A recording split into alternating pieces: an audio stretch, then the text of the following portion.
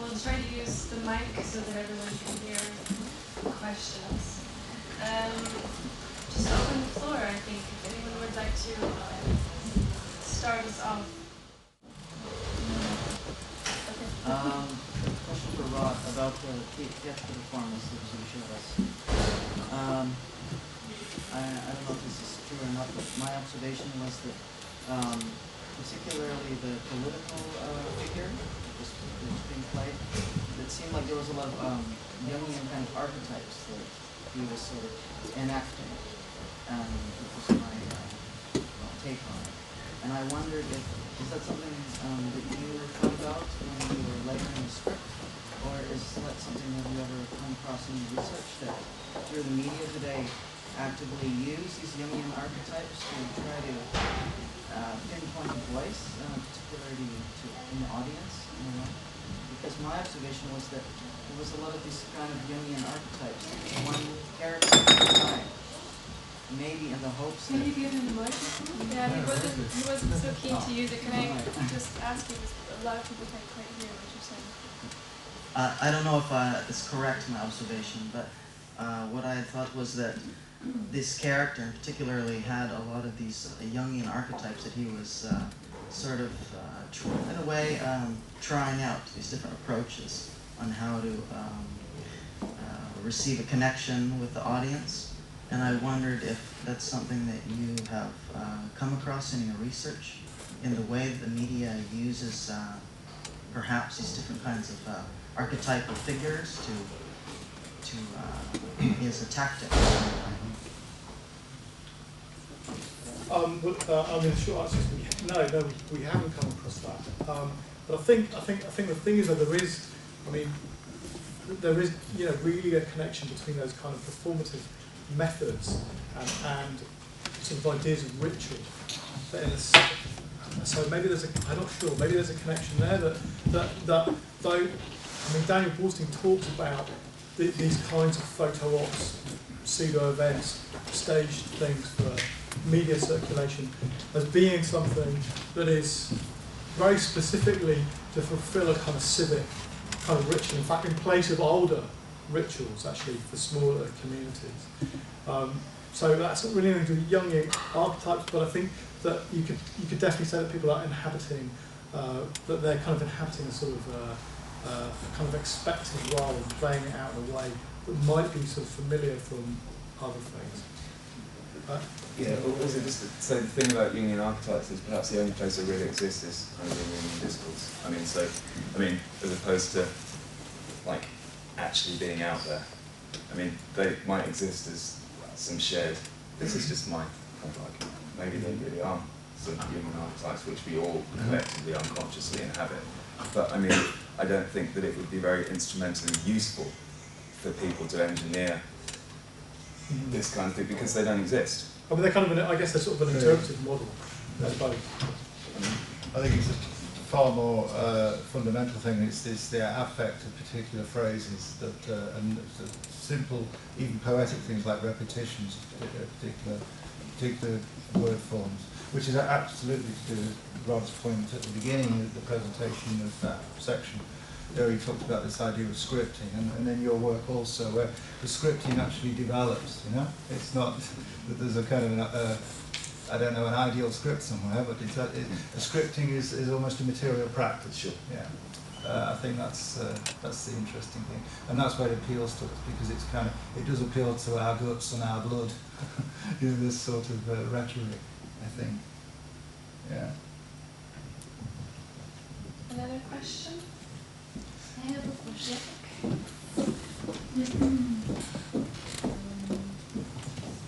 Actually, it's about terminology. You use a lot inhabit and also embody, and I would be very curious about how you differ those two terms. Well, one of the aspects of performance that I'm curious about is the tensions between memories which seem to be lodged in the body in some way. The way, in an obvious sense, our moods affect our bodies. content, and relaxed. And I think that we can meaningfully talk about an embodied memory. I mean, we know how to ride a bicycle, right?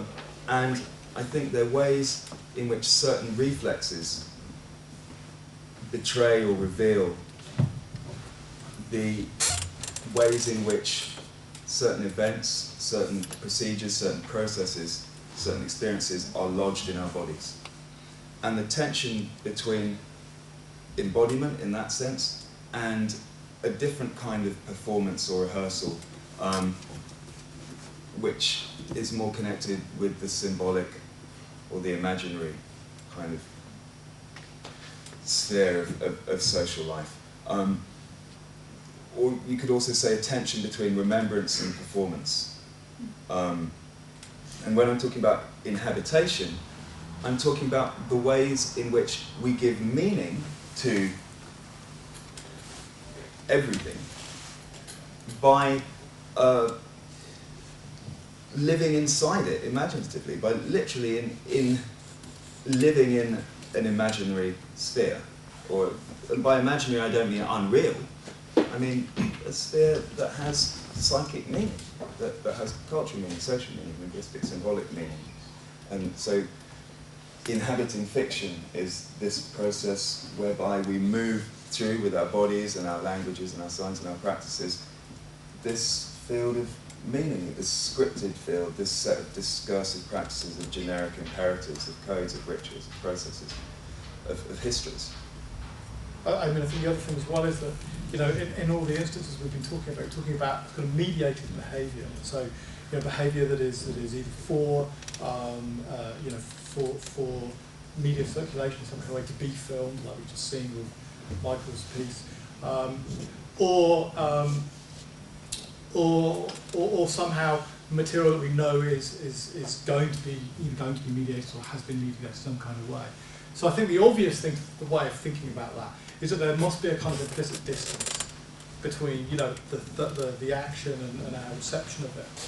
And so I think maybe the reason that, I don't even know if I use those words, but if I did use those words, I think the reason that I would be using them would be because part of what I'm certainly interested in, and I think actually Michael and Steve are interested in too, is actually a kind of confusion of those things. That you simultaneously construct something which is very direct, very experiential, but at the same time very mediated and very distant.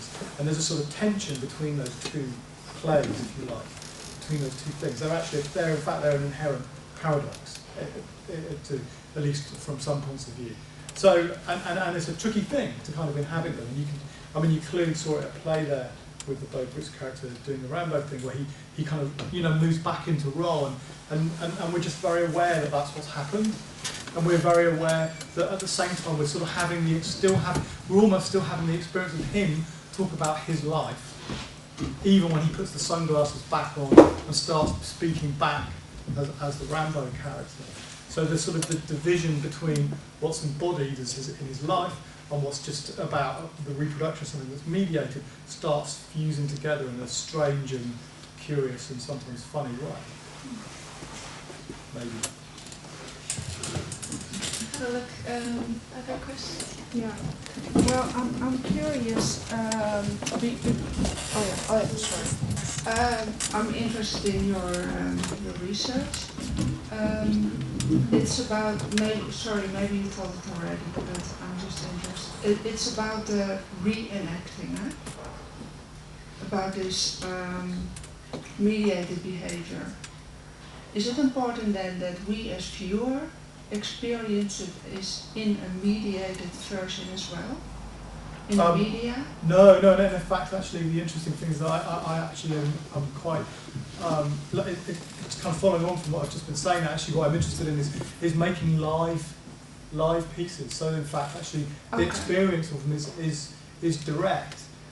So that, you know, that confusion between something that is, you know, absolutely direct and absolutely experiential in a very kind of close, personal way, is colliding with things that are clearly mediated. Can we have a disagreement? Yeah, sure. Okay, right. So Actually, surely there's no such thing as immediate experience. No, Experience is mediation, and that something remains at the level of event and doesn't rise to the level of experience if there isn't some form of mediation.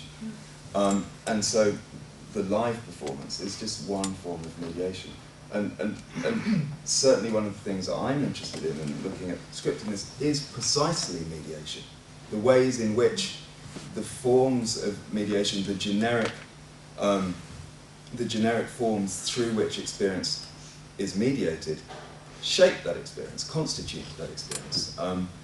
And so the moviness of the reconstructions is important. The fact that it is both experienced by the participant and by the audience as a remediation, as a movie in some sense, as inhabiting fiction, I think is important for me at least. Yeah, no, I don't disagree with that. I guess I just want to mark a difference. There's a difference between, actually being in a stadium and having 120 decibels of noise actually vibrate your body to watching it on a screen Sure. here. And there's a difference too to sitting on an uncomfortable chair for 4 hours to watch subjects go through a simulated experiment to being able to watch it on a screen. I think the processes of identification and experience are different. I'm not trying to argue one is unmediated. I'm just saying they're different. And one is more visceral. Right, but there was this Republican meme, you remember, that people should try out waterboarding. Is it really torture? There's a difference also between someone like being waterboarded as an experiment to prove that it is or isn't torture, and someone being held captive and not knowing if they'll ever be released, whether they'll be killed or not. But that's also to do with your sense of the setting, your sense of where you are in the script, what control you have, what role you're in, what position you're in. Any questions?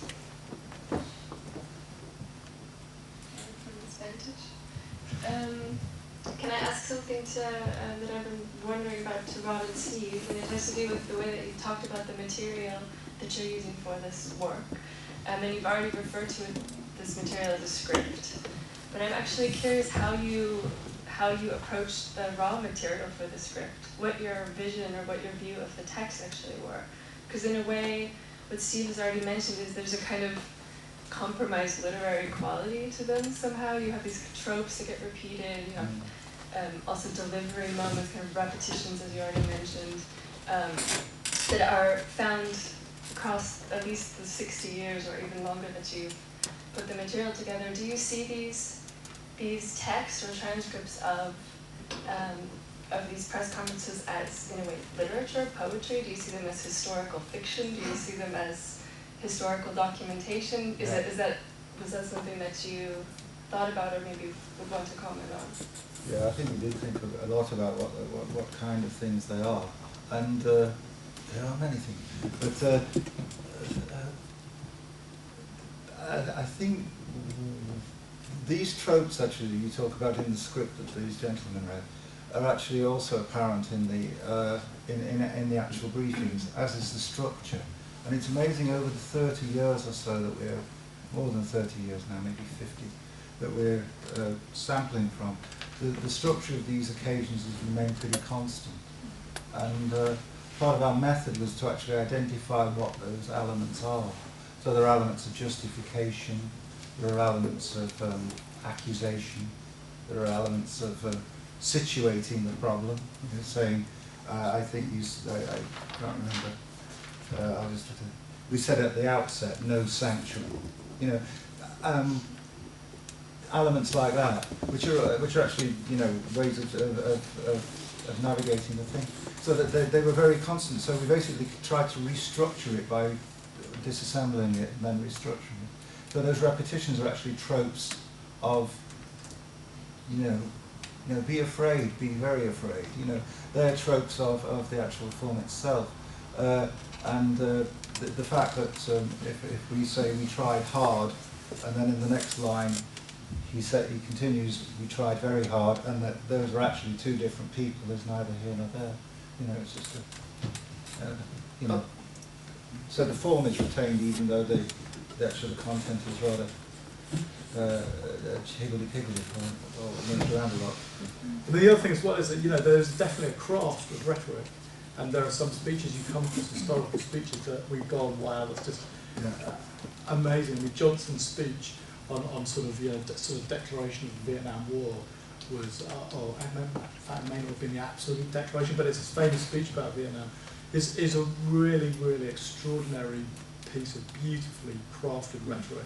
And you read it and you just kind of go, of course, that's what we're going to do. Of course, you know. And there's two kind of interesting, you know, things about that. Well, the first one, of course, is that everything he says is completely wrong. Historically, we know that.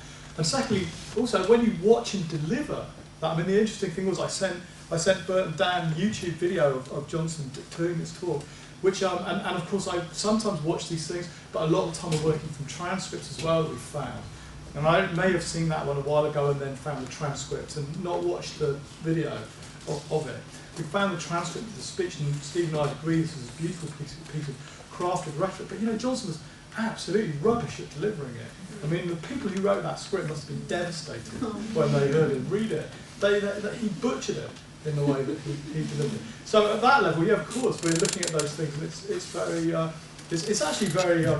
It's actually really instructive, actually, you know, disassembling all those things and seeing how they play out. Now, the other thing I just wanted to quickly say as well was, I don't know if you kind of realised what was going on there, but in some ways we try to, in the script, in some ways we try to mimic this sort of structure. But what we also want to do is break it down and make it play against itself a lot of the time. So actually, Bert's opening page, opening sequence, is pretty coherent, but as it goes on, I hope you sort of see that it actually falls apart, and people are talking about peace agreements when they've just sort of declared war, or they're being attacked and then saying that they're going to withdraw. But there's a kind of, you know, the way we tried to construct it was a set of sort of juxtapositions that contrast both the sources at one level, which I tried to show you by showing you the script, and then at another level, the actual juxtaposition of the material that they're using is also shifted and changed and banged against each other. And sometimes as well, of course, they internally contradict each other. So the whole idea about the lack of evidence, you know, I mean the absence of evidence is not the evidence of absence and vice versa. That comes from Rumsfeld, but also actually was said in Kosovo NATO briefings too. So not just actually, in fact, maybe that's where it came from originally, I don't know. But so there's that sense in which there's also these inherent contradictions in their own speech as well, when you listen to it carefully. And it's been shocking actually listening to Michael and I endlessly have been discussing this about it. You know, it's very strange listening to Barack Obama's speeches because they exemplify exactly this thing that. If you actually said at the end of the speech, what actually did he say? You know, it's very hard actually to produce much of complete disagreement. No. But it's very hard to produce much content from them. But they sound exquisite. You believe it. They do something. Whatever it is, whatever it is that you're supposed to But the function isn't just of those kinds of speeches, isn't just to say something. It's to be something, it's to do something, it's to be a refractor, a condenser. Yeah. And they work, and that's it. They work. You know? And it is indeed. Well, this is what we're interested in. Is it the case that they can only, you know, can you eviscerate content and still have an emotive speech? And we kind of hope. I mean, so one of the things about doing tonight was to sort of, for us as a test, to see how actually abstract we can make this thing and still hang together, and still have a kind of coherence. But actually, if you read the words, you think, well, this is actually just, even within their own phrases, and then the juxtaposition of phrases is actually really quite just nonsense, really. It actually It has that kind of strange sort of musical quality, even where you sort of get into the low of Yeah. the circular it would be nice to hear what people think, but I think we were also aiming for a kind of a zoning out quality as well, because you know you get that kind of zoning out where you know it's like a lullaby, maybe a lullaby about war, but it's nevertheless, you know. But I don't know what people's impression was of it. I think we could take maybe one more question. I know we should wrap up. I don't have a question, but I kind of have an impression which is slightly worrying, and I'm hoping that we're all being kind of very relaxed. work in progress. I think it was surprising initially, but then maybe a bit worrying, was I had expected a difference between the military personnel and the politician. Because what slightly worries me is what you're talking about, the evisceration of content, kind of style, trope. I'm afraid, I don't think I am particularly cynical, but I would expect that in a politician's speech. I'm slightly worried that actually what you're doing is politically speech writing, and therefore you are going to end up with something which is going to be not actually... This is something we've really been struggling against. And I almost feel maybe you should just take that whole Johnson speech and do it, but tell everyone you did it by pulling everything else together. But that's another thought. What's interesting is the lack of difference between somebody who is, I'm assuming, meant to be talking about a description of an actual action, and somebody over here who's trying to convince us that that's right. And that maybe is where the point of interest is. Wasn't that different? I felt it different. Yeah, I mean, I think, Right, I I'm think surprised. there's several things at play. The first one is actually, it's surprising when you look at these things, like this military personnel and political representative is actually pretty commonplace. That's a pretty standard way of doing it. And we were surprised the way in which the military person, who's not really, I mean, we're not talking about someone wearing combat fatigues. We're talking about someone who's, you know, a kind of, you know, with So then PR, sort of allied commander of NATO, something or other. You know, they're not some guy who's going out on the ground and fighting. They're somebody who's also strategizing and making policy. And they do talk about that. Actually, they're pretty keen to tell you about, you know, all of the kind of propaganda about humanitarian missions and stuff. That's part of the lexicon of their rhetoric, definitely. But on top of that, we have definitely tried to, as we've worked on this thing, we're working on this thing now for a little while, and as we worked on it, we realised that actually, for us, a more interesting prospect is really to abstract it a lot more. So it becomes a lot less like, actually, a literal simulation of that kind of press briefing, and becomes something much, much more abstract that uses that rhetoric but takes it off, hopefully, maybe somewhere a little bit different. And that might be partly why. because if not, you should just take one of the speeches and do it. Yeah, but we have other ambitions, you see, and which are to go beyond that point where, to go beyond that point of a kind of a reassemble, because we found at an early stage we were actually assembling, as you say, things which were actually fairly coherent speeches. You know, as editors, we reassembled really coherent things. Unknowingly. Oh yeah. Yeah, but you know, like we almost reassembled something like the Johnson speech, because this was our paradigm. But then now we're aiming, as we progress, we're aiming to really fracture that, to be more extreme in those divisions that we make and those distances we make, as is the case in the second section of the speech that they did. But that also needs to go. We realise now that we've had actors reading for us that we need to take that to an even more extreme pitch of dislocation. I'm afraid we need to Yeah. wrap it up. But I want to thank Rod and Steve and Michael for a really extraordinary set of presentations, and all of you for being here and sticking with us through the whole evening. Thanks. Thanks a lot. Thank you. Thank you.